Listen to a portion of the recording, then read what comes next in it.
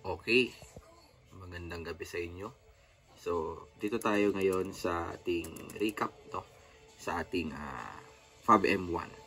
So, instruction, classify each of the following accounting elements as an asset, a liability, an owner's equity, an owner's drawing, a revenue or an expense, and also determine its normal balances, whether it is a debit or a credit. Tingnan natin. So, number 1, unearned revenues. Ano kaya ang sagot mo dito? Okay, so unearned revenues is classified as your what? Liabilities. Okay, liability. Why liability? Kasi utang mo siya. So, na-receive mo siya in advance but not yet earned. So, ano normal balance ng liability? So, understood na siya ay credit. Okay, credit nasa right side siya, right side. Okay, number 2, utilities expense. So, tingin nyo, ano kaya siya? Ang utilities expense ay na-incurred mo na, like yung kuryente or yung tubig, bago mo siya bayaran at the next month. So, that is considered as your accrued expense. So, therefore, yung utilities expense is classified as liability class. Kasi, still, payable mo pa rin siya at the end o at the succeeding month, no? So, that is a credit.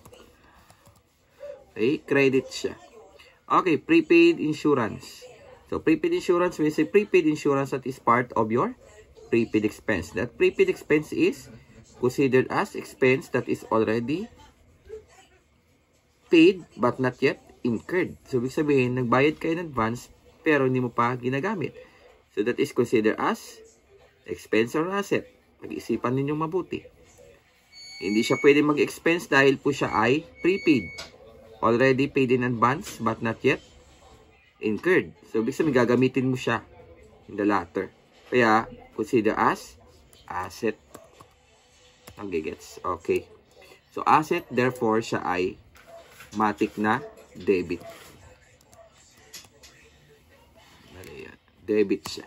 Okay. Supplies on hand. What kind of account classification is this? It is asset. Why? Because it is part of your prepaid expenses. So, prepaid expenses is something that is natira doon sa supplies na ginamit mo. So, ibig sabihin, kapag natira yon on hand or physical on hand, that is considered as asset. So, therefore, your supplies on hand mo, that is considered as debit. Yun ang kanya normal balance. Okay. Supplies used. Oh. Supplies used, ginamit mo. Kabaliktaran siya ng number 4 item. Supplies on hand is considered as asset. Ito naman supplies used is considered as what? Considered as expense. Therefore, expense natin siya ilalagay. And therefore, that expense is considered as debit. Okay? So, debit siya. Huwag malilito. Pag sabi supplies use, ginamit mo na.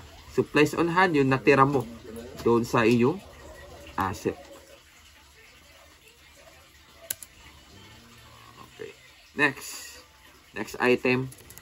Tuition fees income. That is tuition fees. You are earned from tuition fees of what? Of the student, particularly the reviewees and the regular student of the school. So therefore, tuition fees earned or tuition fees income is considered as what?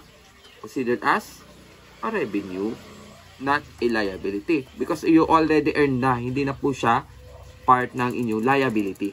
Maliban kung siya ay unearned tuition fees revenue, that is hindi mo pa na-earn. So, na-receive mo siya in advance, pero hindi mo pa na-earn talaga. Dito kasi na-earn mo na. Kasi may portion dito sa tuition fees income mo na coming from your student, nagbayad siya, ay income mo na yun or revenue mo na yun siya. Therefore, that is considered as credit side. Okay? Okay, GQuac capital. GQuac capital. So, that is considered as automatic yan, class. That is an owner's equity.